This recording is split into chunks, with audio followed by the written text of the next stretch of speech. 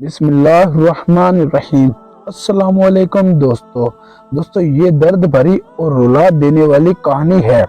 ہندوستان کی تاریخ کی سب سے طاقتور سلطنتوں میں سے ایک سلطنت یعنی مغل سلطنت کے آخری بادشاہ کی، جس بادشاہ کو بہادر شاہ ظفر کے نام سے جانا جاتا ہے۔ وہی بہادر شاہ ظفر کہ جن کی پیدائش تو دنیا کے دوسرے عام شہزادوں کی طرح ہی ایک شاہی محل میں ہوئی تھی، لیکن ان کے آخری دن اتنے برے حالات میں گزرے تھے کہ ان کو دیکھ کر نہ صرف غریب سے غریب انسان رو پڑے بلکہ سخت سے سخت دل والا انسان بھی خوف سے کانپ اٹھے۔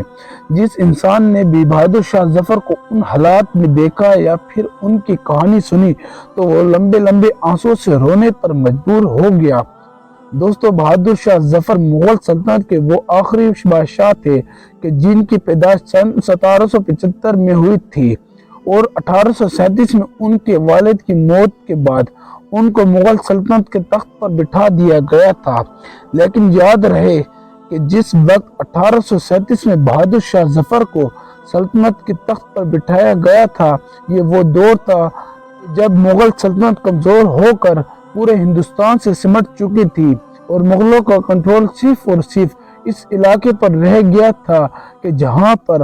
آج پرانی دلی موجود ہے، یعنی مغل سلطنت اب صرف اور صرف نام کے لیے رہ گئی تھی۔ بہادر شاہ ظفر ایک بادشاہ ہونے کے ساتھ ساتھ اردو زبان کے مشہور اور کامیاب شاعر بھی تھے۔ شاعری کی دنیا میں ان کی قابلیت کا اندازہ آپ لوگ صرف اور صرف اس بات سے بھی لگا سکتے ہیں کہ اتنے سال گزر جانے کے بعد بھی آج بھی بہادر شاہ ظفر کی شاعری کو اردو زبان میں بڑی شوق کے ساتھ پڑھا جاتا ہے۔ 1857 کے آتے آتے انگریزوں کی ایسٹ انڈیا کمپنی نے بھارت کی زیادہ تر علاقوں پر قبضہ کر لیا تھا، جس کی وجہ سے بھارت کے عام لوگوں کے دلوں میں انگریزوں کے خلاف بہت زیادہ غصہ بھر چکا تھا،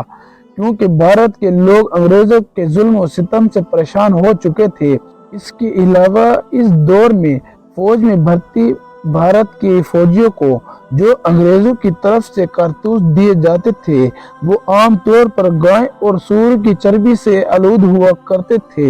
اور یہ ایسے کارتوس تھے کہ جن کو بندوق میں استعمال کرنے سے پہلے اپنے منہ سے چھیلنا پڑتا تھا، اور انگریز ایسا اس لیے جان بوجھ کر کیا کرتے تھے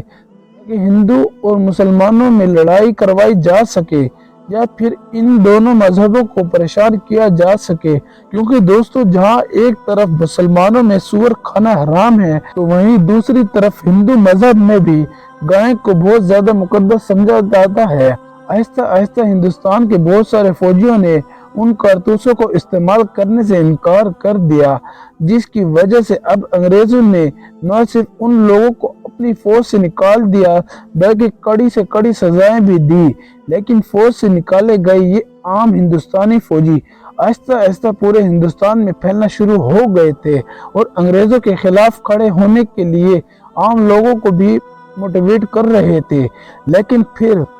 29 مارچ 1857 یہ وہ دن تھا کہ جس نے ہندوستان کی تاریخ کو پوری طرح سے بدل کر رکھ دیا، کیونکہ میرٹھ میں منگل پانڈے نام کے ایک عام سپاہی نے نہ صرف ان کارتوس کو استعمال کرنے سے انکار کیا بلکہ انگریزوں پر حملہ بھی کر دیا، اور بس یہیں سے اس جنگ کی شروعات ہوئی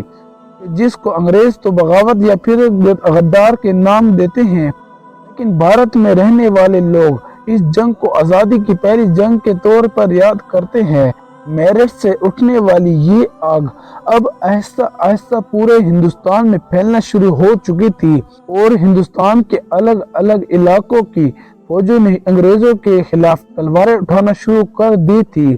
تلواریں اٹھانے کے ساتھ ساتھ اب بھارت کی چھوٹی چھوٹی فوجیں دلی کی طرف بھی بڑھنے لگی تھی، کیونکہ بھارت کے اس دور کے بہت سارے طاقتور راجاؤں، صوبیداروں اور سرداروں نے بہادر شاہ ظفر کو ہی اپنا بادشاہ ماننا شروع کر دیا تھا، اور ان کی لیڈرشپ میں ہی اس جنگ آزادی کو لڑنے کا فیصلہ کیا تھا۔ ہندوستان کے الگ الگ علاقوں کی فوجیں جیسے ہی دلی کی طرف بڑھنا شروع ہوئی تو دلی کی مغل سلطنت کی فوج بھی حرکت میں آ گئی اور فوراً انگریزوں کے خلاف تلواریں اٹھانے کا اعلان کر دیا گیا۔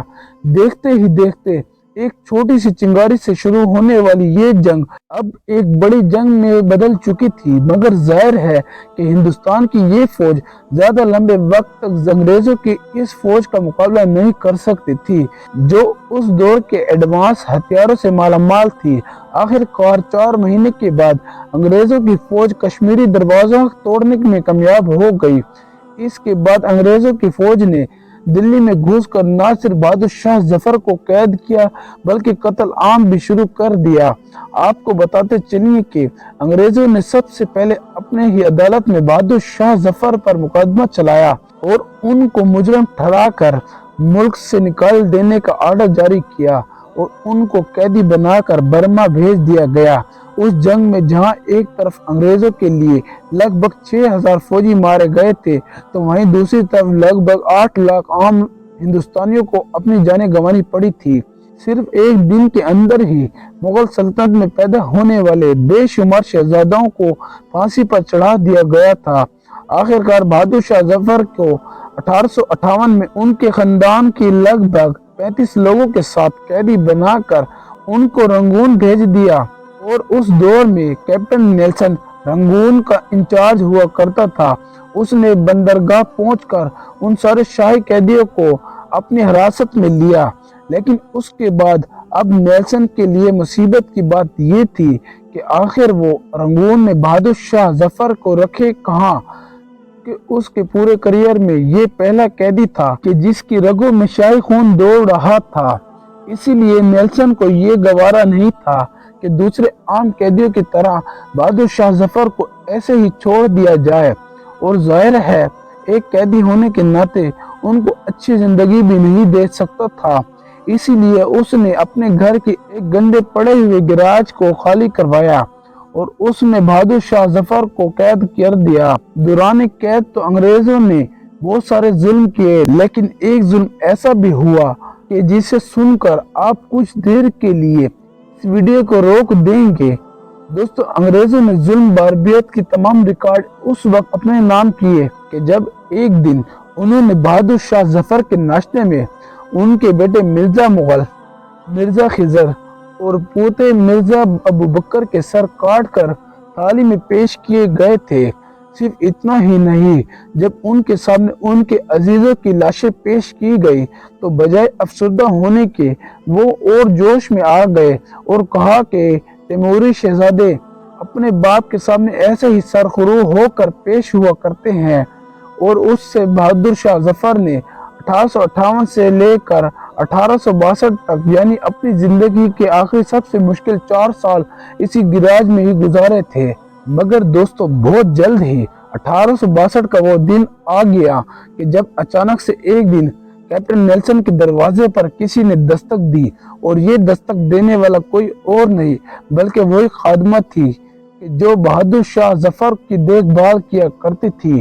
कैप्टन नेल्सन के दरवाजे के अंदर से आवाज आई, क्या चाहती हो? उस पर उस खादमा ने बताया कि बूढ़े बादशाह यानी बहादुर शाह जफर की सांसें उखड़ रही हैं। लेकिन अंदर से जवाब आया कि साहब अभी अपने कुत्ते को कंघी कर रहे हैं और मैं उनको डिस्टर्ब नहीं करना चाहता हूँ। ये सुनकर उस औरत ने जोर जोर से रोना शुरू कर दिया।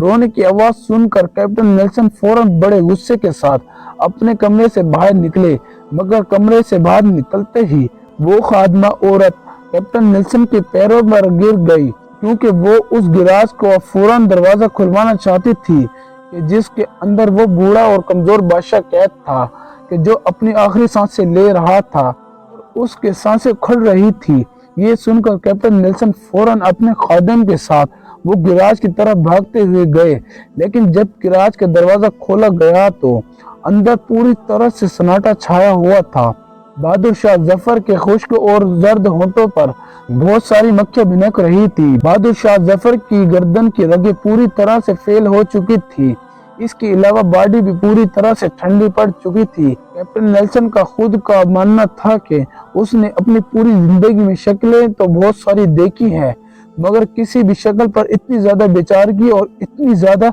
लाचारगी अभी तक नहीं देखी। इसके बाद कैप्टन नेल्सन ने जब बहादुर शाह जफर की बॉडी पर हाथ रख कर देखा तो उसको ये महसूस हुआ कि बहादुर शाह जफर इस दुनिया से रुखसत हो चुके हैं। उसने फौरन उनके अपनों को बुलाने का आर्डर जारी किया और जाहिर है उस वक्त उनके अपने थे ही कितने। उनका एक अपना बेटा जवान बख्श और उसका उस्ताद हाफिज मोहम्मद इब्राहिम दहलवी, दोनों ने इनको जैसे तैसे गुस्ल दिया और उसके बाद दफनाने का फैसला किया। मगर अफसोस की बात यह है कि बहादुर शाह जफर को दफन होने के लिए भी बर्मा में 2 गज की जमीन नहीं मिल रही थी, जिसकी वजह से अब कैप्टन नेल्सन ने सरकारी जगह पर ही बहादुर शाह जफर की कब्र को खुदवा दिया और उनके दोनों अपनों ने उनको पूरी रस्म और रिवाज के साथ दफना दिया।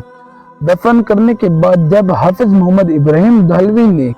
उनकी कब्र पर कुरान पढ़ना शुरू किया तो उनकी आंखों से आंसू आ गए, क्योंकि उस वक्त हाफिज मोहम्मद इब्राहिम दहलवी का दिमाग में ये ख्याल आ रहा था कि ये वही इंसान है कि जिसको ताजपोशी में 1837 में पूरा हिंदुस्तान इकट्ठा हुआ था। मगर आज जब उसकी मौत हुई है तो यहाँ पर हम दोनों के अलावा तीसरा इंसान भी मौजूद नहीं है। हाफिज मोहम्मद इब्राहिम दहलवी को रोता हुआ देखकर दूर खड़े कैप्टन नेल्सन की आंखों में भी आंसू आ गए और उसने इस गमगीन हालत में बहादुर शाह जफर की कब्र को आखिरी सल्यूट पेश किया और उसके बाद वो वहां से चला गया। दोस्तों, बहादुर शाह जफर जब रंगून में कैद थे तो अक्सर अपने मुल्क भारत की याद में रोते रहते थे। उनकी हमेशा से यही ख्वाहिश थी कि किसी तरह से उनको रंगून से दिल्ली में शिफ्ट कर दिया जाए ताकि वो अपनी जिंदगी की आखिरी सांसें दिल्ली में ले सके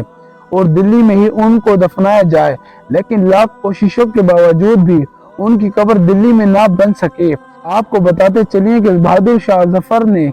तो अपनी कब्र के लिए दिल्ली में एक जगह भी तय कर दी थी, मगर वो जगह आज भी खाली पड़ी है और ये वतन की ही मोहब्बत थी कि जिसने उनको रंगून में कैद के दौरान भी ये शेर लिखने पर मजबूर किया था, कितना है बदनसीब जफर, दफन के लिए 2 गज जमीन भी ना मिल सकी। अगर हमारी वीडियो अच्छी लगी तो वीडियो को लाइक कर दे और ऐसी मजीद हिस्ट्रिकल वीडियोस देखने के लिए हमारा चैनल सब्सक्राइब कर दे और साथ वाली घंटी को दबा दे। शुक्रिया।